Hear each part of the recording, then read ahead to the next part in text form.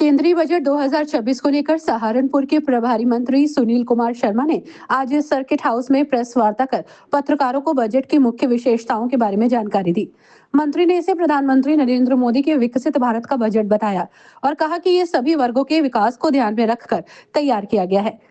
मंत्री सुनील कुमार शर्मा ने कहा कि 2014 से पहले भारत की आर्थिक स्थिति दुनिया में 11वें स्थान पर थी, लेकिन प्रधानमंत्री नरेंद्र मोदी के नेतृत्व में देश ने तेजी से प्रगति की है।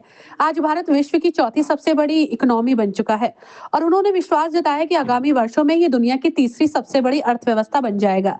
उन्होंने आगे कहा कि ये बजट विशेष रूप से युवा, उद्यमी, किसान और मध्यम वर्ग के हित में तैयार किया गया है। इसके तहत उत्तर प्रदेश के विकास को गति देने वाली कई योजनाओं का प्रावधान किया गया है।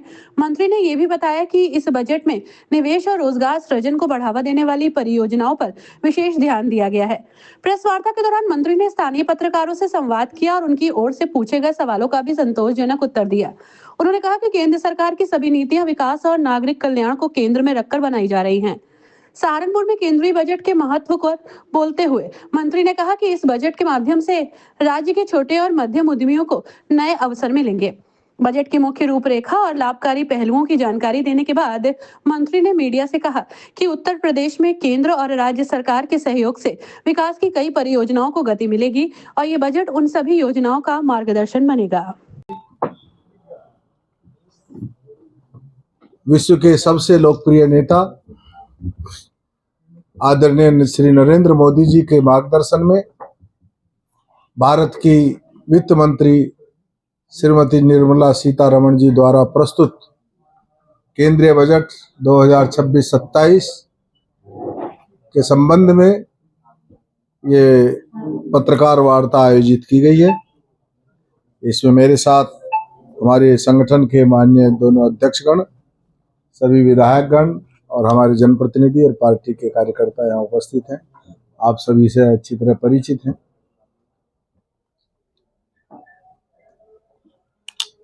दो 2014 में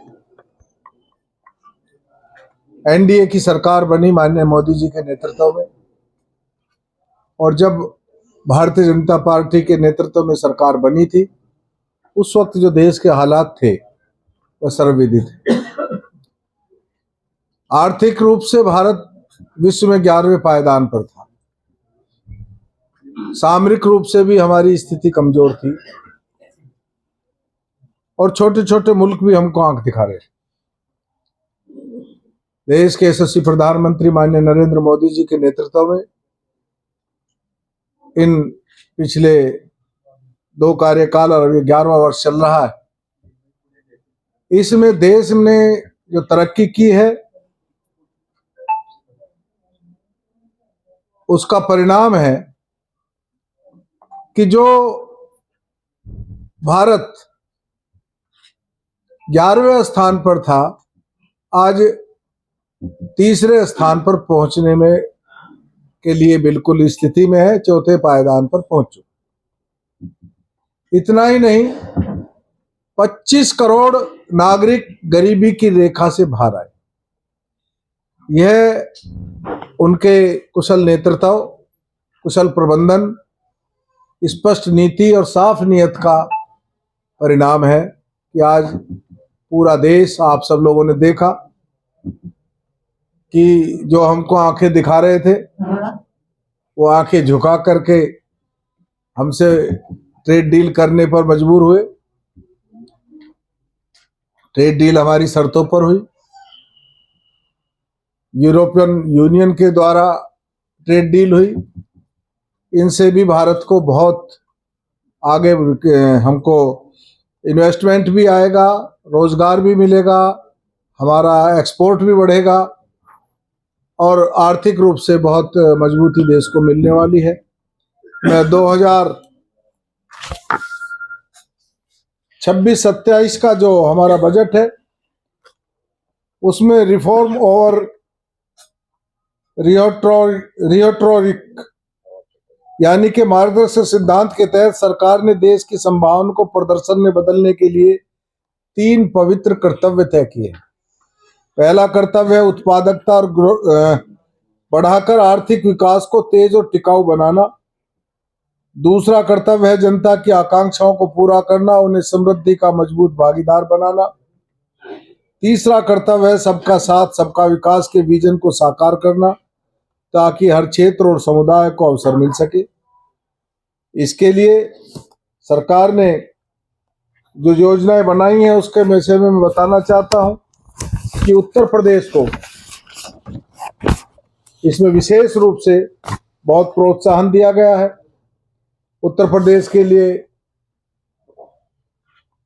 कई योजनाएं जो प्रमुख घोषणाएं हुई हैं इस बजट में, उनको मैं बताना चाहता हूं। प्रधानमंत्री श्री नरेंद्र मोदी जी के नेतृत्व में उत्तर प्रदेश के विकास, रोजगार और आत्मनिर्भरता को ऊंचाई देने वाला है बजट। यह बजट राज्य को इंफ्रास्ट्रक्चर, उद्योग, कृषि और युवाओं को ग्रोथ इंजन बनाने की दिशा में निर्णायक कदम है। 2026-27 की कुछ प्रमुख घोषणाएं मैं बताना चाहता हूं। हाई स्पीड रेल और रेलवे विस्तार। देश में घोषित 7 हाई स्पीड रेल कॉरिडोर और रेलवे आधुनिकीकरण का सबसे बड़ा लाभ उत्तर प्रदेश को मिलेगा, क्योंकि राज्य पूर्व, पश्चिम और उत्तर दक्षिण रेल नेटवर्क का केंद्र है। इससे लखनऊ, कानपुर, वाराणसी, प्रयागराज, आगरा जैसे शहरों को कनेक्टिविटी और व्यापार दोनों तेज होंगे। राष्ट्रीय राजमार्ग और एक्सप्रेसवे यूपी को लॉजिस्टिक हब। बजट में राष्ट्रीय राजमार्ग, मल्टी मॉडल लॉजिस्टिक और फ्रेट कॉरिडोर का पर विशेष जोर दिया गया है। इससे पूर्वांचल, बुंदेलखंड, पश्चिम यूपी को जोड़ने वाले कॉरिडोर से उद्योगों की लागत घटेगी और निवेश बढ़ेगा। MSME growth fund. छोटे और मध्यम उद्योगों के लिए 10,000 करोड़ का एमएसएमई ग्रोथ फंड बनाया गया है। इससे उत्तर प्रदेश के कुटीर उद्योग, हस्तशिल्प, हैंडलूम, चमड़ा और फूड प्रोसेसिंग सेक्टर को मजबूती मिलेगी और स्थानीय स्तर पर रोजगार बढ़ेगा। बायोफार्मा शक्ति योजना।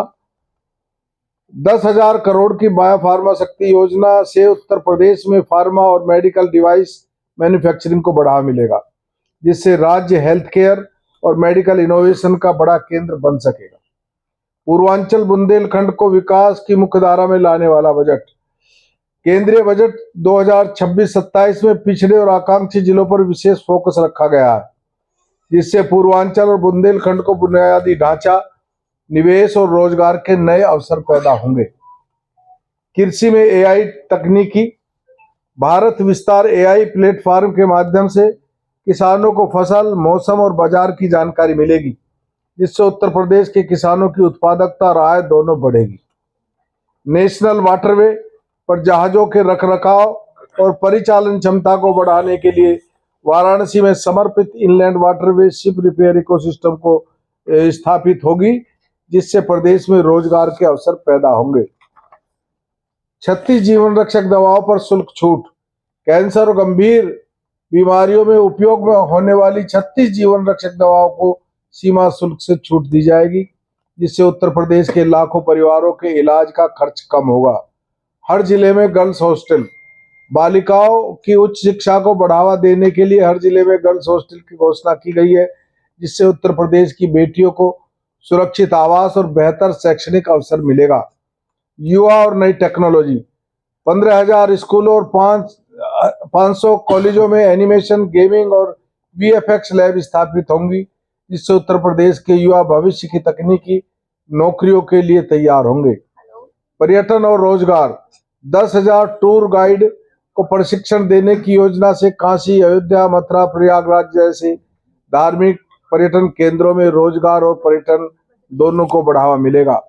औद्योगिक क्लस्टरों का आधुनिकीकरण। देश भर में 200 पुराने औद्योगिक क्लस्टरों का आधुनिकीकरण किया जाएगा। इससे घोषणा से उत्तर प्रदेश के परंपरागत उद्योगों को नई टेक्निक, बेहतर उत्पादन और वैश्विक बाजारों से जुड़ने का अवसर मिलेगा। शहरी अर्थव्यवस्था को मजबूती। सिटी इकोनॉमिक रीजन के विकास से लखनऊ, कानपुर, नोएडा, गाजियाबाद, आगरा, वाराणसी जैसे शहर रोजगार और स्टार्टअप के हब के रूप में उभरे। ये वो योजनाएं हैं जिनसे उत्तर प्रदेश को विशेष लाभ मिलने वाला है। यह बजट देश को मजबूत करने वाला, देश को जो माननीय मोदी जी का विकसित भारत और आत्मनिर्भर भारत का संकल्प है, उस संकल्प को सिद्ध करने वाला बजट है। इस बजट में एक कार्य योजना। अपने नेताओं के लिए बजट पास किया। अच्छा, इमरान मसूद ने बजट पढ़ा है? उससे कहो पहले बजट पढ़ ले तब बात करें। बजट को पढ़ ले, मैंने बजट के पॉइंट्स दिए हैं आपको स्पष्ट हो जाएगा। सबका साथ, सबका विकास और सबका प्रयास हमारा सिद्धांत है। बजट ना किसी जाति, ना किसी वर्ग, ना क्षेत्र के लिए होता, पूरे देश का बजट बनता है। एक व्यक्तियों के लिए बजट नहीं बनाया जाता। इमरान मसूद जी का जो शैक्षणिक स्तर है शायद या तो पूरा नहीं है और जानबूझ करके इस तरह की बात कर रहे हैं। मंत्री जी, बजट 2026 से आम जनता को सबसे सीधा फायदा क्या मिलने वाला है? जमीनी स्तर पर इसका असर कब देखने को मिलेगा? तत्काल देखने को मिलेगा। बजट जैसी लागू होगा, मैंने अभी सारी योजनाएं आपको गिनवाई हैं जिनका लाभ ये सब जनता को तो मिलना है। युवा, रोजगार और किसान को लेकर बजट में क्या ठोस कदम है, खासकर छोटे शहरों में? अभी आपने मेरी बात को ध्यानपूर्वक सुना नहीं ना? नहीं, मैंने सुना है। अब रिपीट करूं? उसी में से क्वेश्चन निकलना है। क्या लिखाना बता? ये निकालना है, युवा, रोजगार और किसान को लेकर बजट में क्या ठोस कदम है, खासकर छोटे शहरों में? अगर एम्प्लॉयमेंट आएगा तो छोटे शहर में भी आएगा, बड़े शहर में भी आएगा। निवेश आएगा तो उसका लाभ युवाओं को मिलेगा, रोजगार मिलेगा। इस बजट से हमारे यहाँ इन्वेस्टमेंट आने वाला है, उद्योगों को बढ़ावा मिलने वाला है।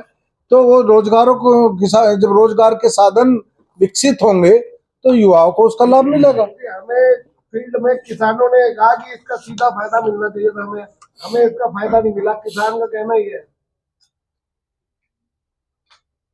सर्विसेज, स्किल्स और शिक्षा, युवाओं के लिए नौकरी। एंटरप्राइजेज कमेटी 2047 तक ग्लोबल सर्विसेज में 10% शेयर टारगेट किया है। ग्लोबल 10%, ये युवाओं को लाभ मिलेगा। एआई स्किलिंग, सर्विस, स्पोर्ट्स पर फोकस है। यह भारत को दुनिया का स्किल और सर्विस कैपिटल बनाने की दिशा में बड़ा कदम है। सर, बीजेपी लगातार कहती है कि भ्रष्टाचार मुक्त भारत बनाएंगे नहीं, लेकिन आए दिन जब भी कोई लोन करवाने के लिए व्यक्ति जाता है और कोई न कोई अधिकारी पकड़ा जाता है। किसानों के लिए भारत विस्तार, AI integrated agri stack, ICR advisory, productivity बढ़ाना, रिस्क कम, एग्री टेक जॉब्स, यह पहल इस बजट में की गई है जिसका किसानों को सीधा लाभ मिलेगा। किसानों का कहना है एमएसपी कानून का बजट में कोई प्रावधान नहीं है। कि मेरे ख्याल से किसानों का नहीं, किसी अनपढ़ आदमी ने कहा होगा। एमएसपी का कानून बजट में नहीं आता। एमएसपी का कानून बजट में नहीं लाया जाता। एमएसपी के कानून के लिए अलग से प्रस्ताव लाया जाता है, संसद में पास होता है। स्मार्ट मीटर जब से लगे, बिजली बिल ज्यादा आ रहे, सरकार ने वादा किया था चुनाव में कि बिजली फ्री देगी। स्मार्ट मीटर लगने से सभी को लाभ मिलेगा। किसानों के लिए बिजली फ्री है, सभी को लाभ मिलेगा। किसानों को बिजली फ्री है और बाकी लोगों को भी लाभ मिलेगा। बिजली की चोरी रुकेगी।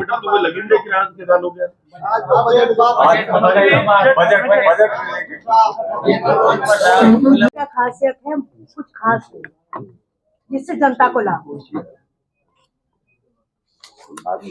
दोबारा पढ़ूं? नहीं पढ़ना नहीं, खास। ये सारा बजट खास है। ये बजट इतना खास है कि पहली बार बजट में कर्तव्यों की बात की गई। 3 कर्तव्य। हाँ, 3 कर्तव्य बताए गए। हमारा कर्तव्य पथ पर जब हम चलेंगे तब देश विकसित भारत होगा, तब आत्मनिर्भर भारत होगा। पूरी बात कर दो, उनका जवाब दे दो। समाज के हर वर्ग के लिए सबका साथ, सबका विकास, जो माननीय प्रधानमंत्री जी ने कहा है, समाज के हर वर्ग के लिए इस बजट में व्यवस्था की गई है।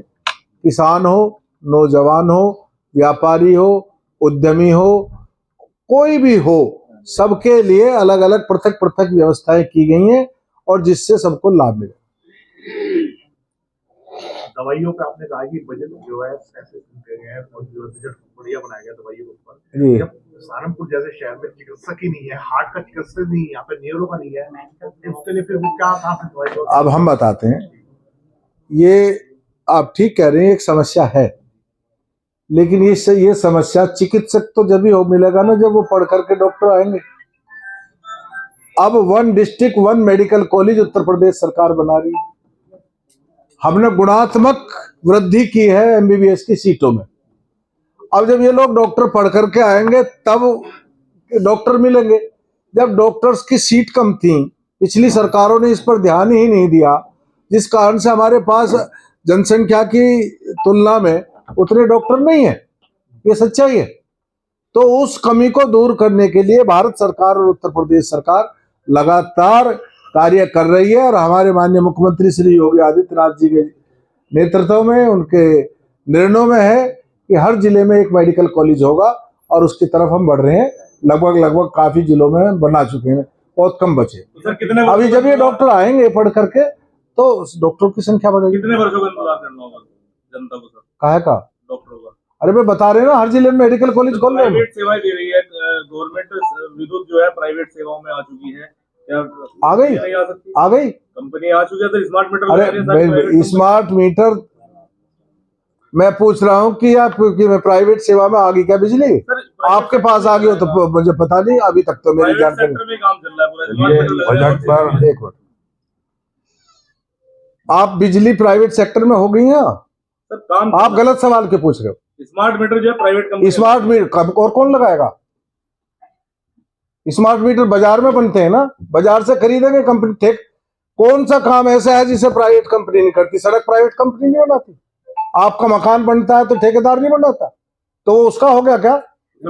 आप गलत देखिएगा। आप बहुत अच्छे पत्रकार हैं, आप ऐसे सवाल पूछे जिससे आपका भी बौद्धिक क्षमता लगे कि हाँ बढ़िया है कि इस बजट में युवाओं के लिए स्पेस नहीं रखा गया है, नए रोजगार का सर्जन नहीं। मैंने बताया आपको, अब तीसरी बार कैसे रिपीट करूं उसको? तो विपक्ष का जो आरोप है गलत है, निराधार है। युवाओं को मैंने कहा कि समाज के हर वर्ग के लिए बनाया और युवाओं के लिए तो अवसर खुल गए। अब आप देखिएगा इन्वेस्टमेंट बढ़ेगा, हमारी जो डील हुई है उनसे हमें विदेशों में जाने का, काम करने का और ज्यादा अवसर मिलेगा। मध्यम वर्ग को उम्मीद थी कि उसको कर में कटौती में ज्यादा राहत मिलेगी। अरे भाई पिछली बार 12 लाख कर दिया, कहाँ पे 80,000 हुआ करता था 2005 में, 12 लाख कर दिया हमारी सरकार ने, कम है क्या हो? और उसमें बिल्कुल फ्री किया है, 12 लाख तक किया है। तो धन्यवाद, बहुत धन्यवाद। अपनी राय हमें कमेंट बॉक्स में ज़रूर दें। ऐसे ही लेटेस्ट अपडेट्स के लिए हमारे चैनल रॉयल बुलेटिन को लाइक, शेयर और सब्सक्राइब करना ना भूलें।